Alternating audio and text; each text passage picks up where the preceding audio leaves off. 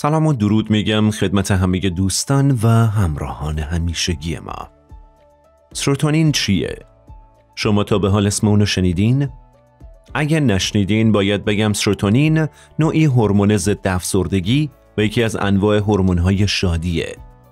این ماده شیمیایی انتقال دهنده مهمی در مغز ماست که گستره وسیعی از ابعاد سلامت مثل خواب، خلق و خو، روابط زناشویی و غیره رو تحت الشعاع قرار میده. روش‌هایی وجود داره که به شما کمک میکنن میزان این ماده رو در بدنتون افزایش بدید. وقتی سروتونین به مقدار کافی در مغز ترشح بشه، شادتر میشید و احساس بهتری رو تجربه میکنید. پس با ما همراه باشید تا از مواردی بگیم که به ترشح بیشتر سروتونین کمک میکنه. اولین مورد ماساژ بدنه.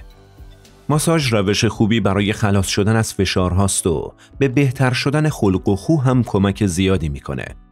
مطالعات مختلف نشون میدن که بعد از یک جلسه ماساژ میزان سروتونین بدن افزایش پیدا میکنه. علت این امر کاهش کورتیزول و استرس در بدنه. هرچقدر میزان کورتیزول در مغز بیشتر باشه، امکان ساخت و ترشح سروتونین کمتر و کمتر میشه. کورتیزول در واقع هورمون استرسه و شما را از آرامش دور میکنه. دومین مورد مصرف بیشتر ویتامین B. همه انواع ویتامین B برای سلامتی مفیدن و باعث حفظ تناسب اندام میشن. اما برای افزایش ترشح میزان سروتونین، ویتامین B6 و ویتامین B12 غوغا میکنن. به طور متوسط بیشتر افراد در روز 50 تا 100 گرم ویتامین B دریافت میکنن. اما اگه از میزان مطلوبیت این ماده در بدنتون مطمئن نیستید، میتونید با مراجعه به پزشک و آزمایشگاه بفهمید که کمبود ویتامین B دارید یا نه. سومین مورد دریافت نور خورشیده. قرار گرفتن در معرض نور خورشید هم باعث ترشح سروتونین میشه. حتی اگه هوا ابری هم باشه، باز اشعه ها و نور ملایمی که میتابه به شادتر شدن شما کمک میکنه. پس دیگه دلیلی نداره که در زمستون‌های ابری تمام روز رو تو خونه بمونید. حداقل 20 تا 30 دقیقه رو در صبح‌ها یا بعد از ظهر بیرون از منزل باشید. قدم بزنید، پیاده روی کنید و سعی کنید تو هوای تازه از نور مستقیم یا غیر مستقیم خورشید بهره ببرید. چهارمین موردی که بررسی می‌کنیم مصرف بیشتر منیزیمه. منیزیم در افزایش ترشح سروتونین بسیار مهمه. بیشتر افراد با کمبود مواد معدنی نظیر منیزیم در بدنشون مواجهن. این ماده فقط باعث افزایش سروتونین نمیشه، بلکه به ایجاد تعادل در فشار خون و بهبود عملکرد اعصاب هم کمک میکنه. تحقیقات نشون میده که بسیاری از بیماران به کمک مصرف این ماده معدنی از شر افسردگی خلاص شدن.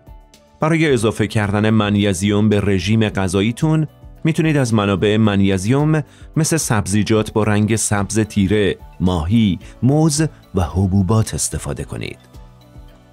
مورد پنجم تقویت مثبت اندیشیه. این دیگه خوراکی نیست. این روزا اونقدر صحبت از مثبت اندیشی و جملات کلیشه‌ای در این باره افزایش پیدا کرده که دیگه حق دارید از این واژه خوشتون نیاد. اما واقعیت اینه که اجرای مثبت اندیشی به معنای واقعی اون در زندگی باعث میشه تا انتقال دهنده های عصبی بهتر عمل کنن و ماده‌ای مثل سروتونین بیشتر تولید و ترشح بشه. برای تقویت مثبت اندیشی خودتون باید بتونید رویکرداتون رو در زندگی تغییر بدید. یعنی ببینید که چه کارهایی حس و حال بهتری در شما ایجاد میکنن. مثلا میتونید معاشرت‌های دلنشین با دیگران رو افزایش بدید.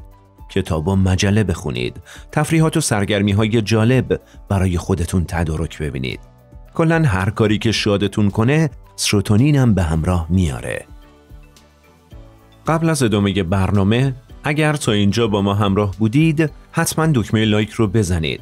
لایک کردن شما باعث میشه افراد بیشتری بتونن این ویدیو رو ببینن و جدا از اون، اگر تا به حال در کانال سابسکرایب نکردید، همین حالا این کار رو انجام بدید. حالا میریم سراغ ششمین مورد، یعنی کاهش مصرف قند. یکی از نشانه‌های کمبود سروتونین میل به مصرف قنده. چون انسولین برای ساخت تعدادی از مؤلفه‌های سروتونین ضروریه. متاسفانه به رغم ضرورت وجود قند برای تولید سروتونین، مصرف بیش از حد اون موجب اثرات منفی روی خلق و خو میشه. در نتیجه باید برای ترشح بیشتر سروتونین به راهکارهای سالمتری فکر کنید. مصرف زیاد مواد قندی علاوه بر تأثیرات منفی بر خلق و خو باعث ابتلا به بیماری‌هایی مانند دیابت و امراض قلبی هم میشه. هفتمین مورد ورزش کردنه. فواید ورزش رو دست کم نگیرید. ورزش خیلی مهمه. انجام حرکات ورزشی به ترشح بیشتر سروتونین کمک میکنه. در واقع هر فعالیتی که ضربان قلبتون رو بالا ببره باعث ترشح بیشتر سروتونین میشه. پس سعی کنید ورزش کردن رو تو برنامه روزانه‌تون قرار بدید و ورزش‌هایی رو انتخاب کنید که براتون جذابتر و نشاط‌آورتر هستن. مثلا میتونید ایروبیک در آب، دویدن یا استفاده از تردمیل رو تو برنامه ورزشیتون بگنجونید. هشتمین موردی که بررسی میکنیم مصرف بیشتر ویتامین Cه. شاید نقش ویتامین C مثل ویتامین B در افزایش سروتونین مطرح نباشه، اما ویتامین C تا حد زیادی به افزایش روحیه و بهبود خلق و خو کمک میکنه. مطالعات نشون میده که ویتامین C خواصی ضد افسردگی داره. برخی دیگه از تحقیقات نشون میده افرادی که در طول تنها یک هفته ویتامین C بیشتری مصرف کرده بودن، تغییراتی محسوس در خلق و خو پیدا کرده بودن. مصرف ویتامین C به افزایش ترشح سایر هورمون‌های شادی‌آور در بدن هم کمک میکنه. مثلا با استفاده از این ویتامین میشه میزان دوپامین و اپینفرین رو افزایش داد. ویتامین C در سبزیجات با برگ‌های سبز تیره، گوجه فرنگی، پرتقال و فلفل دلمه‌ای به وفور یافت میشه. قرص‌های جوشان ویتامین C رو هم که همگی باهاش آشنا هستید، پس نیازی به معرفی نیست. نهمین موردی که بررسی می‌کنیم یاد گرفتن خودمراقبتیه. خب، همونطور که گفته شد وجود ماده کورتیزول در بدن موجب تقویت حس و حال استرس آور میشه و از ترشح سروتونین ممانعت میکنه. همین موضوع نشون میده که برای داشتن اوقاتی خوب و حال و هوایی مثبت و شاد باید به دنبال راهکارهایی باشید که موجب کاهش استرس بشن. پس سعی کنید برای خودتون زمانی قائل باشید. فشارهای کاریتون رو کم کنید و بیشتر به خودتون و سلامتیتون اهمیت بدید.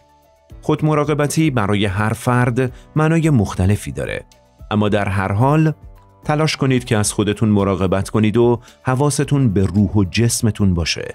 شما زمانی میتونید بیشتر فعال باشید و کار کنید که بدن سالمی داشته باشید. کار همیشه هست. پس سعی کنید یک کمی بیشتر به خودتون و سلامتتون اهمیت بدید. در انتها فراموش نکنید که این برنامه رو حتما با دوستان و عزیزانتون به اشتراک بگذارید. برای بررسی 12 کاری که نباید در صبح انجام بدید، بهتون پیشنهاد میکنم حتما این برنامه متفاوت رو ببینید. یادت باشه، موفقیت یعنی به دست آوردن چیزی که میخوای و خوشبختی یعنی لذت بردن از داشته ها. موفق و سلامت و خوشبخت باشید.